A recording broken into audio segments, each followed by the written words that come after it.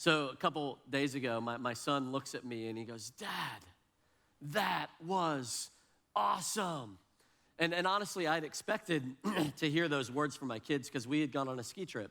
And we went up to West Virginia, snowshoe, and my wife and I met skiing about 21 years ago. And only in the last few years have we kind of rediscovered our love for skiing. And so we took our kids up to snowshoe, and we figured we'd hear that phrase several times, but I did not expect it in the moment that he said it to me. I had just finished having an altercation on the mountain with another man. My heart was still racing. I'll tell you the story. It was justified, but I was like, what are you talking about? So it was day 2 of our trip. We had 3 days to ski, and it was the first time I'd had the opportunity to go down a run on my own. I'd had kids with me every other time, and so our kids were with some other people. I had a chance to go by myself, so I started up at the top, went down on a black diamond, and had some fun. And towards the bottom of the run, the trails merged with some other slopes, and I looked up ahead of me, about halfway down that slope, and I noticed that my kids, my 2 older kids, plus several of their friends, were stopped on the slope, and they were waiting. The adults who were supposed to be supervising them were nowhere to be found. And so I skied up to figure out what was going on. And so I ski up right behind them. They didn't know I was there. And right as I stopped, a guy stopped in front of them, and he was berating them, screaming at my kids. "What are you doing here? You don't belong here. This isn't your mountain. You can't stop here." He's just yelling at him, veins coming out of his neck, and our kids are just kind of like looking at him like, I don't know what to do. And so I observed the moment, and I realized he wasn't part of ski patrol. I also knew that he wasn't a parent to any of those kids, and he didn't need to be talking to them in the way that he was. And so I said, "Hey, excuse me, are you a ski patrol?" "No, but I know what they would say. This is dangerous. These kids can't be here." Blah. I said, "Okay, you're not a parent. You're not ski patrol. You need to move on. I got it from here. I'm a parent." Blah. He starts yelling at me, and I said, "Sir, you need to get lost, all right? I'll take care of it from here." And he continues to yell at me, and so I skied up to him, and I said, "Sir, now you have become the problem. And you need to get out of here." And I'm starting to think like, dude, I haven't been in a fight since the 3rd grade. But it's getting ready to go down, and I'm kind of excited about it. And so eventually, thankfully, the guy kind of looks at me, and he mumbles under his breath, and he takes off and skis down the mountain. And so I took the kids down to the bottom where we get ready to get on the lift, and that's when my son looked at me, and he goes, "Dad, that was awesome." It's like, oh, great. And so we've been home. Thank you. You guys just are so glad that your pastor got in a fight on the mountain. It's good to know what kind of church that we're dealing with here. But so we get home, and they're telling this story like 10 times a day. Everybody they see, they're like, "Hey, my dad almost," and I'm like, "Guys, you got to stop telling the story." And so I'm here kind of as a way of confession so that they can stop telling everybody.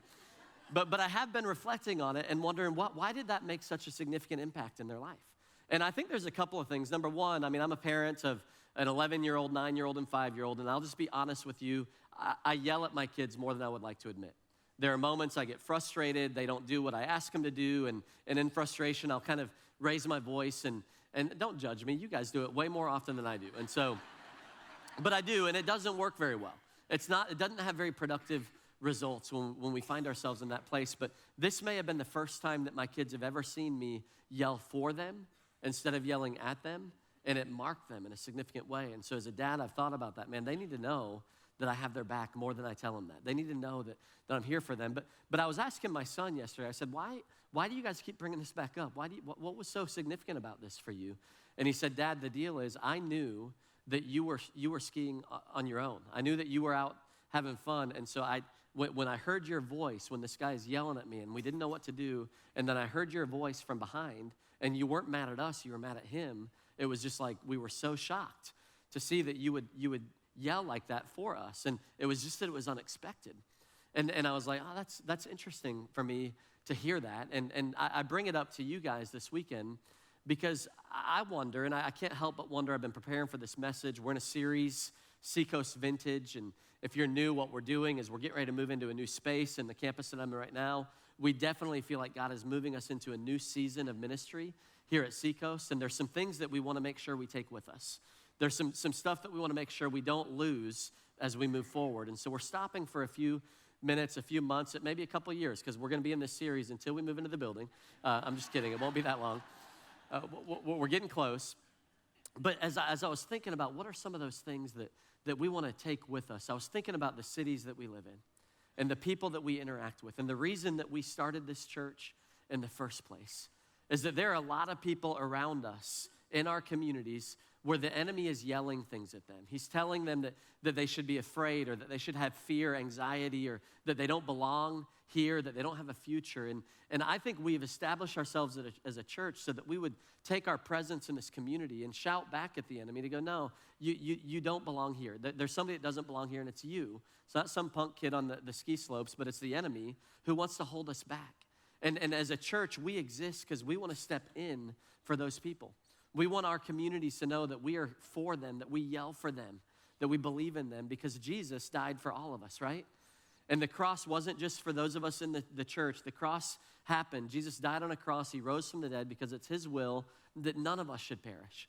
And so anybody who's struggling around us, it's our responsibility as ambassadors of God to step in and to fight for the people that need to be fought for. And so we're going to continue the series today, and we're going to do a message. What we've done is we've kind of revisited some old messages and reclaiming some of our values. And I want to talk to you about a principle that I first talked to you guys about maybe 3 years ago, but it's been a part of our DNA since the very beginning. Because if we're going to be there for the community in the ways that they need us to be, it's not going to happen on accident. We're going to have to be intentional, and it's going to happen when we live according to this principle that Jesus established called the extra mile, the second mile. And so we're going to study a passage of scripture in Genesis chapter 24. So if you have your Bibles, you can open up there. And it's where I believe this principle is illustrated really, really well through a woman named Rebekah. But let me give you a little bit of context first. You guys remember Abraham? Abraham's one of the fathers of our faith. And when I was growing up in church, we would sing about him. Father Abraham had many sons. Many sons had Father Abraham. God had given him this promise that he was going to have descendants that were more numerous than the stars in the sky. This incredible promise, and Abraham believed him, but the issue is that he and his wife struggled lifelong with infertility. They couldn't have kids on their own. And so there was this constant tension and this struggle that they had. They wanted to believe God for what he had said, but their reality looked a lot different. Well, God eventually answered their prayer. Supernaturally, they get pregnant. She's 90 years old, Sarah, his wife, 90 years old when she gets pregnant. And so it's a crazy miracle. They have this baby named Isaac, and now the fruition or the fulfillment of their dreams is getting ready to happen. Problem is now several years have passed. Isaac is now an adult, and God came through on his promise. Abraham's doing his part, but Isaac is still single, and his dad is not happy about it. Isaac, I don't know how old he was, but he was certainly probably older, to 20s, 30s maybe, but he's still living at home. Maybe that's why he was single. I don't know why he was still single. I do know he was a hairy guy. That's an odd thing to know about somebody from the Bible, but he had eventually had kids named Jacob and Esau, and he named the one Esau that looked like him, and that basically means furry one. So be glad that's not your name. But I don't know if Isaac just had some grooming issues or what, but I'm sure he was on all of the dating apps of the day, but he just kept getting swipe left, not interested, not interested. So he's single, and like any good dad, Abraham goes, I'm going to figure this out. I'm going to step in. I'm going to help my son. And so he puts together a plan.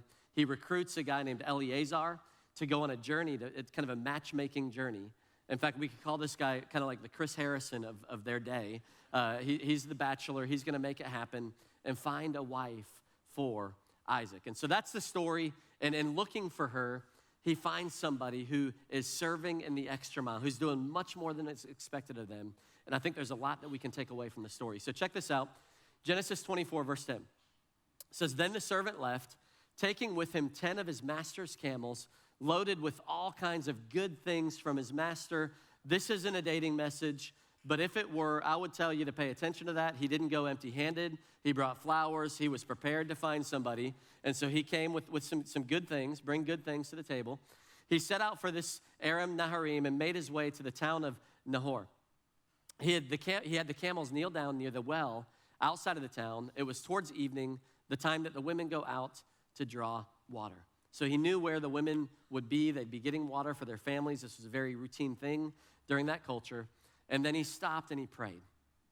And I want you to notice that, because I don't know what you're hoping for, needing in your life, what kind of breakthrough you're looking for. But I believe one of the most arrogant forms of pride that we have in our culture is when we fail to pray. If we've learned anything over these last few weeks, we've seen the power in prayer, and this man understood it. And so he had a pretty significant journey that he'd been set out to do, a significant goal.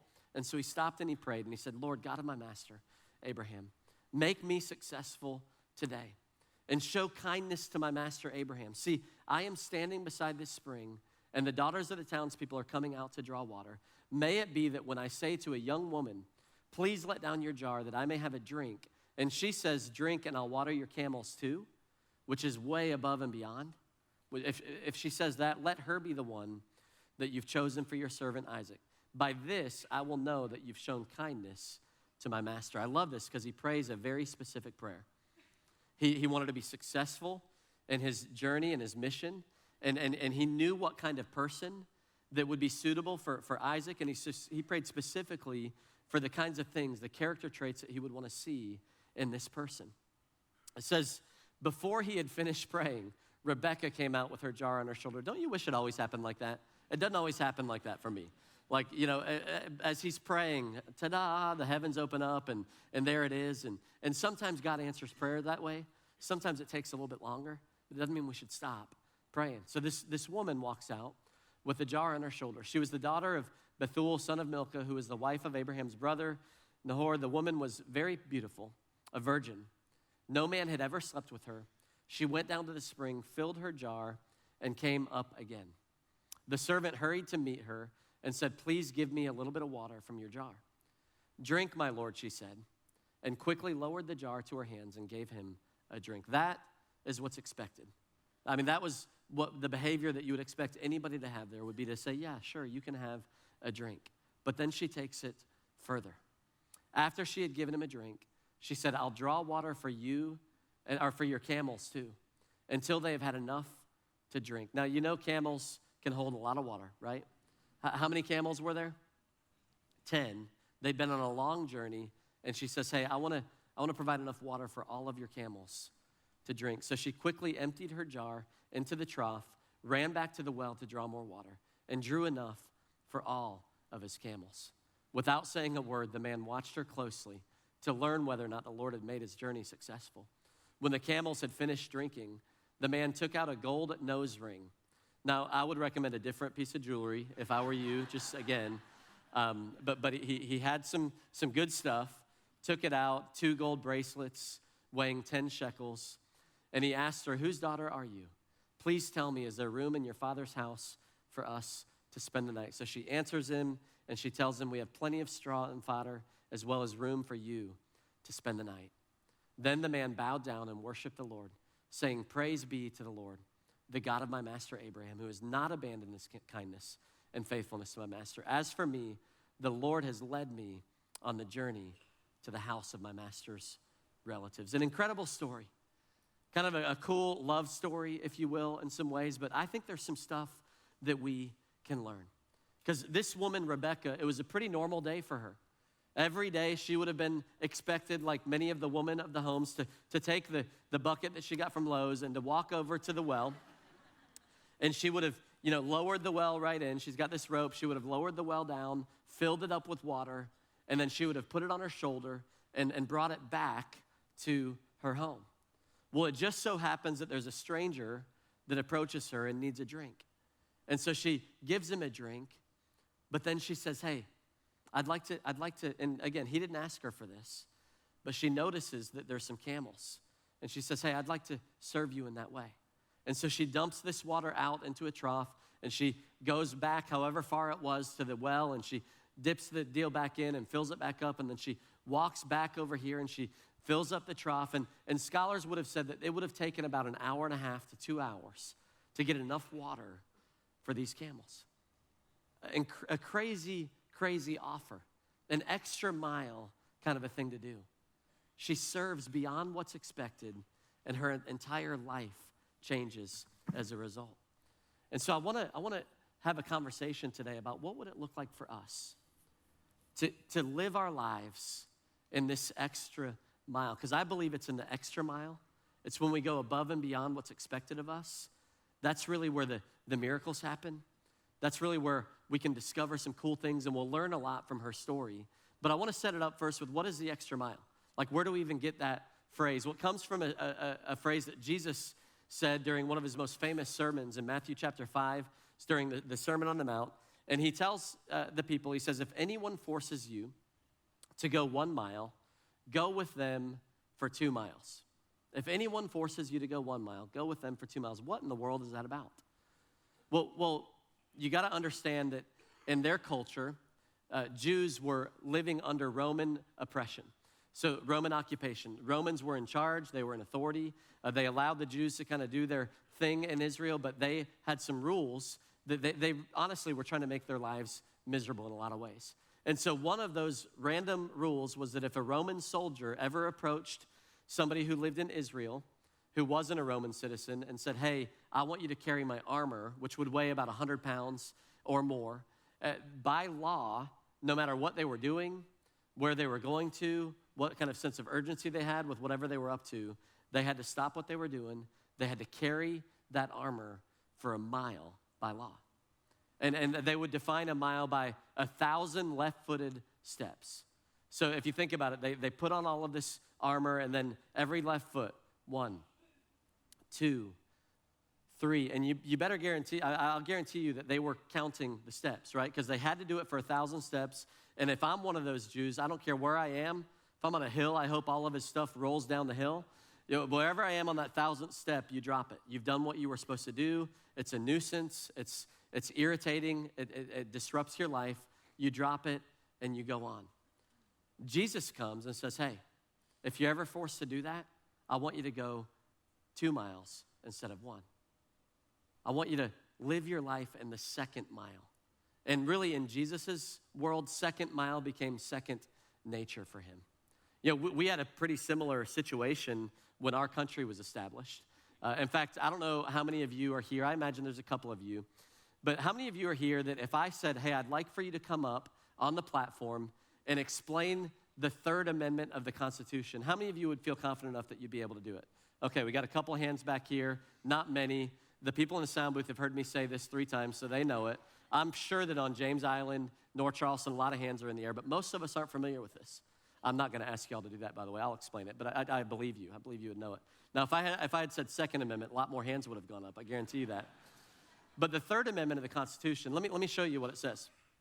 This is a little history for you guys. It says, no soldier shall in time of peace be quartered in any house without the consent of the owner, nor in the time of war, but in a manner to be prescribed by law. That's the 3rd Amendment of the Constitution. Very seldom used, never been tried in the Supreme Court. Most of us have never even heard of it because it doesn't really apply to our lives very much today, at least not in the way that we can see it. But what was going on is we were, when the initial colonists came over here, we were obviously an extension of England. We were under England's rule. And so England put together a quartering act back before the war, which basically said that any person who lived over here, any colonist in America, was required by law, if a soldier needed a place to stay at night, they had to open up their home. And you can imagine this would be very inconvenient, especially when you're trying to pull off a revolutionary war, right? And so these soldiers are here, and by law, you have to allow them in. Some of them, I'm sure, are gaining information that would help them in the war. It's inconvenient. There's all kinds of reasons why that would be a problem. And so, of course, what happens is we win the war, and because the government had wisdom, they set an amendment to the Constitution that said, hey, that's no longer the case. You don't have to do that anymore. And I imagine that there were many people in Israel who were hoping for a Messiah that would come in and that would deliver them from this kind of tyranny. And Jesus shows up and he says, in the kingdom that I'm establishing, we're going to do things a little bit differently. You know, when you're forced to go 1 mile, I want you to go 2. And again, I'm not arguing that what we did was wrong. I think it's good government to do it that way. But Jesus didn't come to rule as a governor. He came to establish a way of life, a kingdom mindset where you learn to live in the 2nd mile, where 2nd mile living becomes second nature. And I want you to think about it for a minute. Imagine the conversation that would be created when a Roman soldier gets to that 1,000th step, that 1st mile, and this Christ follower looks at him and says, hey, do you mind if I keep carrying this? Where are you going? I want to help you out a little bit more. Let's go one more mile.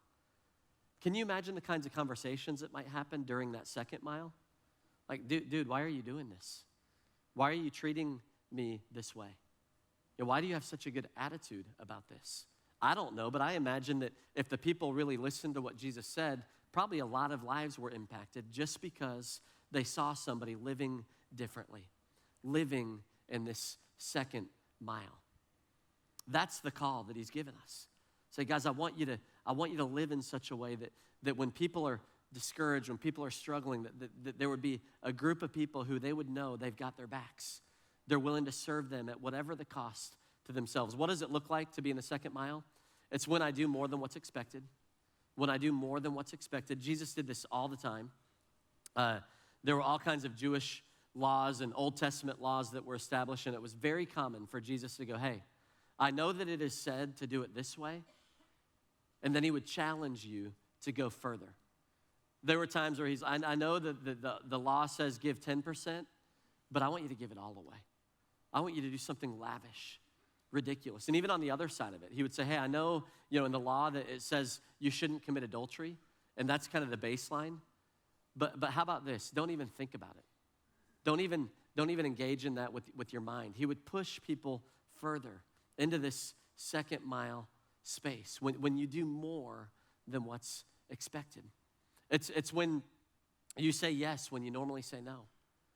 Second mile living, when I say yes to something that I would normally say no to. In fact, in the next scripture, it's actually the one right before the second mile verse, but in the same sermon, he says, give to the one who asks you, and do not turn away from the one who wants to borrow from you. It's like, guys, if we're going to make a difference, if we're going to establish the move that I've come here to do, we're going to have to live differently. There's some things you would normally say no to. There's some people you would normally ignore. Say yes. Live with your yes on the table. Are there some people in your life that you've been saying no to? Or maybe there's some areas that you just always say no, that maybe a yes would make a much bigger difference? That a yes could have an impact? I know even in the small things with my kids. Are there times where they're expecting you to say no, but you could go, yeah, let's do it. Dad, let's go outside and play. I know there's so many times I don't feel like going outside and playing. I'm tired. But it's like, yeah, let's go do it. Let's have fun. That's where memories are made. It's when I push beyond my comfort zone. When I push beyond my comfort zone. I mentioned that miracle service that we had here a few weeks ago. Talk about out of my comfort zone. I've had several of you come to me and say, God, Josh, this is crazy. This is amazing. Like, what's going on? I'm like, I don't know. We didn't plan for this. This is just God kind of pushing us beyond our comfort zone. But here's what I know. I know that we felt like God called us to do a service at a time that we normally don't do a service, to ask for some things that we don't normally routinely ask for. And God showed up in a powerful, powerful way. And what in that evening, on that night in January, felt like a very out of our comfort zone experience, we're starting to see some of these things become second nature. We're starting to see people that will stop and pray over people when it may be a little bit out of their comfort zone, or reach out or have a conversation or whatever it might be. But second mile living is when we push ourselves out of our comfort zone. Nobody ever changed the world in their comfort zone. You look at any story of anybody who did something significant, and it required them to live in the second mile. So let's go back to the passage that we looked at with Rebekah, and what can we learn? What can we learn about second mile? The first thing is this: when I go the extra mile, people will notice. When I go the extra mile, people will notice. Remember, Rebekah is watering these camels. And we read this earlier, but here's what it says. Without saying a word, the man watched her closely to learn whether or not the Lord had made his journey successful. I wonder what he was looking for. Because it says, if you keep reading that, it says that after she had finished watering all the camels, I wonder if he thought that she was going to make a commitment that she thought she could do and then she would stop halfway through, or if she was really going to follow through on what she said she would do. But it says he watched her closely. And man, when we go the second mile, when we serve people beyond what's expected of us, people will notice. They will. I don't know if you have realize this, but people are starving for attention these days. People will do anything to get noticed. Social media, people say things, they'll wear things, they'll act in ways because they're attention starved. People want to be noticed. You want to know the best way to get noticed? Go the extra mile. Serve somebody beyond what they're expected to. Speak life into somebody when others are speaking death. You know, I go back to that story on the mountain and how it marked my kids to hear me yelling for them instead of yelling at them. And I would guess that if you polled our country right now and their perception of the church or of religion would be, man, it's a group of people who are constantly yelling at me and trying to tell me all the things I'm doing wrong. And I'm not saying that's true of you, but I think that's the reputation that we have, unfortunately, in our country as Christ followers. What if we said, man, I want my reputation to be someone who is for people, who realizes that every single person that you run into this week is somebody who Jesus came and died for, somebody that he has a vision for their life, that needs to know of the hope that they could have through him. If we knew that, man, somebody's excited about that. That's good. But seriously, what if you thought about that? Every day is an opportunity. Every day is an opportunity for you to interact with people and for you to leave an impression. And what if that impression was, man, I have your back. I love you. I will serve you. I will care for you. You will get noticed. People will ask you, what's going on? Why are you serving me in this way? And then you have opportunities in the extra mile. Another thought for us is that my relationships flourish in the second mile. My relationships flourish in the extra mile. For Rebekah, she woke up and did something that was very routine for her, did something she did every day of her life, but she found an opportunity to serve, to go above and beyond, and her life changed completely. She met her future spouse, and the next verse kind of explains that she ended up coming home, and Isaac took her into the tent of his mother Sarah. He married her. She became his wife, and he loved her, and Isaac was comforted after his mother's death, all because she went the extra mile, all because she served more than what was expected. Her relationships flourished. Where do you have a relationship that needs to flourish? Where are you waiting for a breakthrough in a relationship? You know, for Rebekah, her relational breakthrough came in the extra mile. That's where the shift happened that she needed to see happen in her relationships, in the extra mile. Do you want your marriage to flourish? What's something that you could do today that's above and beyond what's expected? You know, I've been in ministry now for about 20 years, and I've yet to run into a marriage that didn't work because, man, my husband just served me too much. It was just too much. I couldn't handle it. A wife's going, I'm done. I can't take this anymore. No. I promise you, but we all get into it, right? Into these moments, or the feelings wear off, and we start trying to figure out what's in it for me. How can I be served? But I promise you, if we will find ways to serve others, our relationships will flourish. I've never known a single person who got fired from their job because they just continuously showed up and did more than what was expected of them. You know, be that person at your office, maybe the one that shows up and brings donuts to work in the morning or finds ways to serve other people. I promise you, your relationships, your work relationships will flourish when we live in the extra mile. What relationship do you need help with? Some of you, maybe you're dating right now, and I would just encourage you, if you're not with somebody right now who has displayed an ability and a desire to serve you and to serve you in the extra mile, I'm not saying they're going to be perfect. Trust me, if we kept reading Rebekah's story, she had issues. We all do, right? But she was the kind of person who went above and beyond. She was thoughtful. If you're with somebody, think about the way they treat service people. You know, the people who serve you in restaurants, who maybe serve you in other areas of your life, because fast forward about 5 or 6 years, and you will be that service person, and they'll probably treat you the same way. And so we need to be going after it. People who are living in the extra mile, who serve in the extra mile. And if we become those people, I promise you, our relationships will flourish. And the last thought for us is that often my destiny is discovered in the extra mile. My destiny is often discovered in the extra mile. You know, we would have never heard of Rebekah if she hadn't watered those camels. We'd have never heard of her. Her story wouldn't have gone down in history. Thousands and thousands and thousands of years later, we're talking about this girl because she lived her life in the extra mile. Look at what her family prayed over her before they sent her away to be married. And they blessed Rebekah and said to her, "Our sister, may you increase to thousands upon thousands. May your offspring possess the cities of their enemies." Doesn't that sound awfully familiar to the same promise that was given to Abraham? Your descendants are going to be more numerous than the stars in the sky.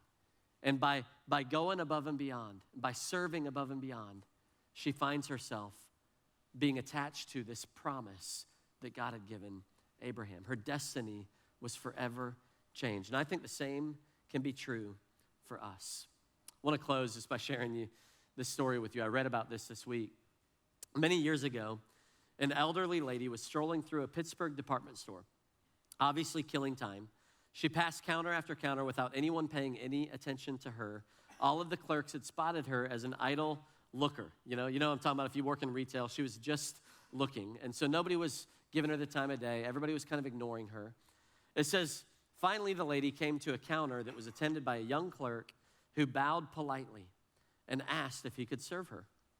"No," she replied, "I'm just killing time, waiting for the rain to stop so that I can go home." "Well, very well, ma'am," the young man said. "Can I bring a chair out for you?" And he smiled and he grabbed a chair before she could even answer, and he brings a chair out and says, why don't you get comfortable while you're waiting so that you can go home? And so she does, and she sits there and says, after the rain stopped, the young man took the lady by the arm, escorted her to the street, and told her to have a great day. As she left, she asked him for his card, so he gave it to her. Several months later, the owner of the store received a letter asking that this young man be sent to Scotland to take an order for the furnishings of a home. The owner of the store wrote back that he was sorry, but that young man doesn't work in the home furnishings department. However, he explained that he'd be happy to send an experienced man to do that job for him. Well, back comes a reply that no one would do except that particular young man. That letter was signed by Andrew Carnegie, and the house that he wanted furnished was Skibo Castle in Scotland. So the elderly lady was Mr. Carnegie's mom. The young man was sent to Scotland. He received an order for several $100,000s worth of furniture, which became a huge financial windfall, which he ended up using to purchase the department store that he was working at prior. And he became a part owner in that store. Isn't that kind of cool? And I love that story because it's all he did was offer a lady a chair, right? I mean, all he did is do a little bit more than what was expected. But man, that's the principle that Jesus called us to. Live in the second mile. If someone asks you to do something, go a little above and beyond. And y'all, here's the deal. Here's my prayer for us as a church. We're getting ready to move into a new building in this campus. And wouldn't it be cool if the conversation around that move-in had very little to do with the building or the number of seats or how great it looked or how many people were coming, but that, man, increasingly in our community, people would rub shoulders with Seacoasters, Christ followers, and they would walk away from those conversations and they would go, man, that was awesome. That person believed in me. That person sees value in me. That person has my back. And I believe if we will live our lives looking for those opportunities, looking for those moments to serve people, to care for people, that we will see a buzz in this community like we've never seen before. And we will see people that will come to know Jesus because they interacted with people who lived in the extra mile. That's my hope. And I believe every day is an opportunity for that. Every day is an opportunity for us to see potential in somebody that doesn't see it themselves. To see somebody who might be hurting, who might be listening to accusations that are coming from a place that doesn't have authority. You know, the enemy wants us to think that our best days are behind us. The enemy wants us to be paralyzed by fear. But if we would be people who would shout for our community and speak up for them, I believe God will do incredible, incredible things. So let's be those people. Would you guys pray with me as we close? God, I thank you. I thank you, obviously, that you went the extra mile for us. Jesus, that you died on a cross for us. Lord, you could do what you're doing anywhere on the planet, but you've chosen us. You've chosen our state, our cities, our communities to pour your Spirit out in such a powerful way. God, let us be good stewards of that. Let us be a people who will be faithful with what you've given us, who will go the extra mile, who will serve people beyond what's expected. And God, I pray that there would be a ripple effect that would transform not only our community, that would go out from here and sweep across this nation, that the revival that you've begun today would continue in powerful ways, in ways that we haven't even begun to see. God, we ask that you would do it here, that you would use us. In Jesus' name, amen. Amen.